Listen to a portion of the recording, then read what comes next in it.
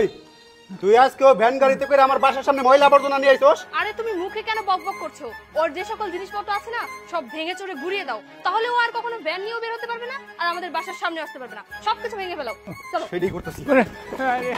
আমার এগুলো নষ্ট করেন না, আপনি আমার এগুলো নষ্ট করেন না, নষ্ট করেন না স্যার। আপনারা ভালো না স্যার, পাই স্যার, আমি গরিব মানুষ স্যার।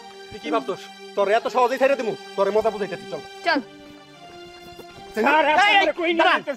কি ব্যাপার, মুরব্বী মানুষ এইভাবে টানতে টানতে কই নিয়ে যাইতেছেন ওনারে? কই নিয়ে যাইতেছি মানে?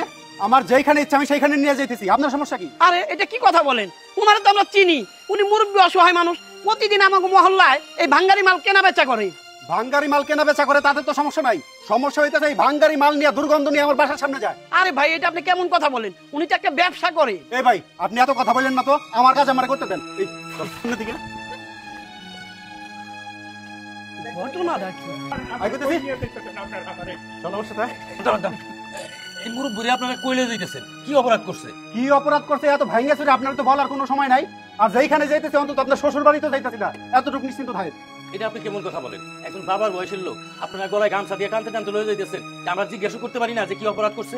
আপনাকে কেন বলতে যাবো? আপনি কে? হ্যাঁ, উনি অন্যায় করেছে, সেই অন্যায় শাস্তি দেওয়ার জন্য নিয়ে যাচ্ছি। আপনি কিন্তু নাক গলাতে আসবেন না, সামনে থেকে সরেন। বুঝে এত চিন্তা করেন আপনি, সরেন সামনে দিকে। ভাই ঘটনাটা কি? আপনার সাথে যে খারাপ ব্যবহার করলো সেম ব্যবহার আমার সাথেও করছে। এই মুরব্বীরে টানতে টানতে কই লয়ে যায়? ভাই ঘটনাটা আমিও কিছু বুঝতেছি না। একটা মুরব্বী মানুষ তার গলায় গামছা দিয়া এইভাবে টানতে টানতে লয়ে যাইতেছে, আমার তো মনে হয় কোনো ঘটনা আছে। ভাই এক কাজ করি, চলেন আমরা পিছনে পিছনে যাই। ঘটনাটা কি? চলেন। স্যার আমার ছেড়ে দেন স্যার, আমার কই নিয়ে যাইতেছেন দইরা স্যার। কই নিয়ে যাইতেছি গেলেই বুঝতে পারবে। স্যার স্যার আমার করাইছে স্যার, চুপ। আমার ছেড়ে দেন স্যার।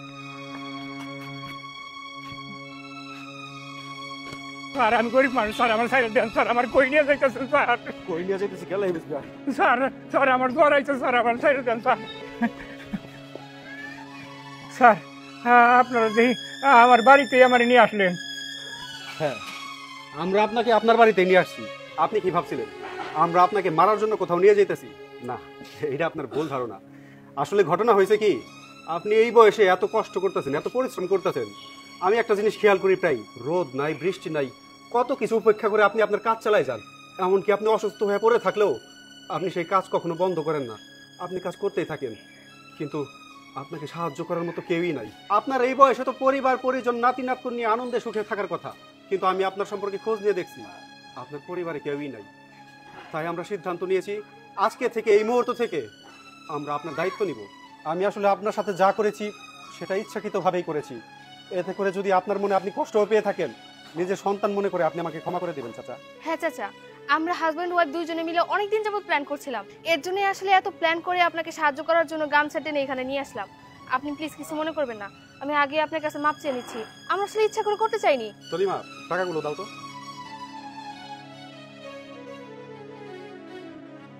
চাচা এখানে 5 লক্ষ টাকা আছে, এই টাকাটা আপনি দিন। আমার এতগুলো টাকা দিতেছেন, আমি এই টাকা পরিশোধ করুন কেমনে? আমি এই টাকা নিয়ে পারুম না। চাচা আপনাকে এই টাকা পরিশোধ করতে হবে না, এই টাকা দিয়ে আপনি একটা দোকান দেন, ব্যবসা বাণিজ্য করেন, তারপরে সেখান থেকে যদি লাভ হয়, যদি কখনো প্রয়োজন মনে করেন যে ফেরত দেওয়া যায়, তখন দিয়ে, আর না হলে দিতে হবে না। আপনি মনে করেন যে আপনার সন্তানেরা আপনাকে সাহায্য করছে, প্লিজ আপনি ফিরিয়ে দিবেন না? স্যার আপনারা আপনারা আমার যে উপকার করলেন, এই উপকারের কথা আমি জীবনেও বলতে পারব না। দেখছেন, আসলে তো আমরা ওনাদেরকে ভুল বুঝছিলাম। দেখছেন ওনারা কত ভালো মানুষ, মুরব্বীর 5 লক্ষ টাকা দিয়ে সাহায্য করলো, আমাদের ধারণা ভুল ছিল। চলেন যাই দিকে যাই, চলেন আমরা সামনে যাই। চলেন চলেন। না হলে আর করতে হবে না। ভাই আসলে আপনাকে আমরা ভুল বুঝছিলাম, আপনাকে মতো মানুষই হয় না। আসলে আপনাদের ভুল বোঝারই কথা, আমরা যেভাবে নিয়ে আসছি যে কেউ দেখলে ভুল বুঝতো। মুরব্বীরে যেভাবে টানতে টানতে নিয়ে আসছিলেন, ভাবছিলাম ওনারে মারবেন, কিন্তু আইসা দেখলাম অন্য কিছু।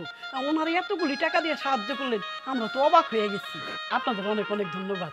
আমরা আসি ভাই, আমাদের কথা কিছু মনে করবেন না।